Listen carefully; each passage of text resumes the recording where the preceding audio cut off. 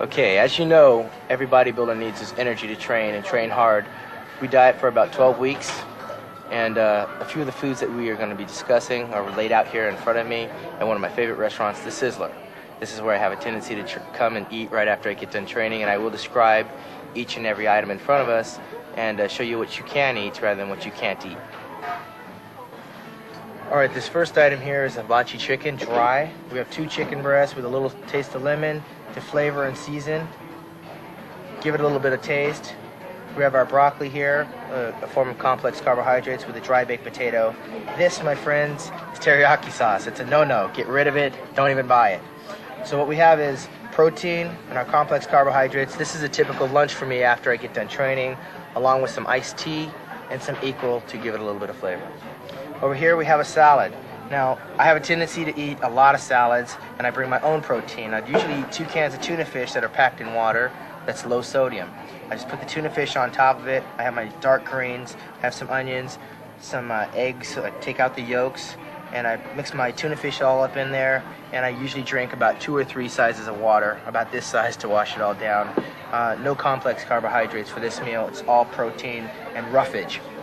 Over here, we move over into my next meal, and this is a New York steak with broccoli, no complex carbohydrates. I'm getting a lot of my energy from the fat that's in the steak, and generally speaking, I eat 2 of these.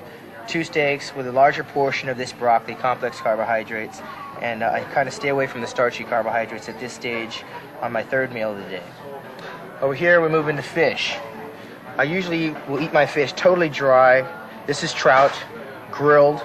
Sprinkle a little bit of lemon wedge on it just to give it a little bit of flavor. It's got plenty of protein, and I'll eat a baked potato dry, and I usually will go to the gym and train for my 2nd time after that.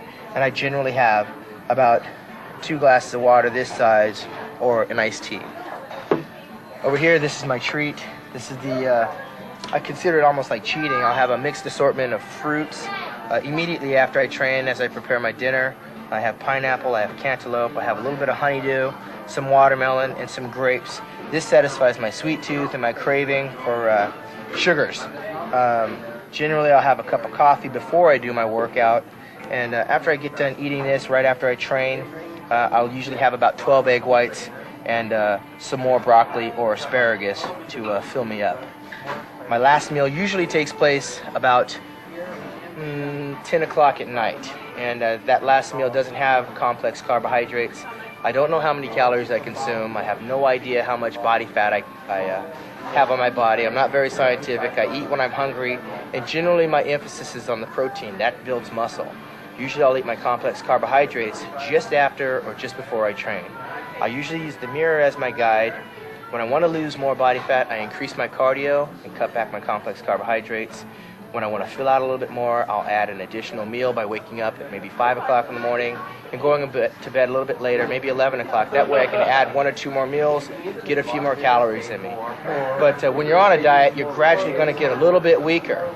And in a sense of getting weaker, that's not something I concern myself with. That's why I look in the mirror. As long as I'm getting more cut and I'm getting harder, my diet is taking place and my cardio is taking place, that's when I start to pay attention to the condition of my body, and I pose and I flex and I squeeze.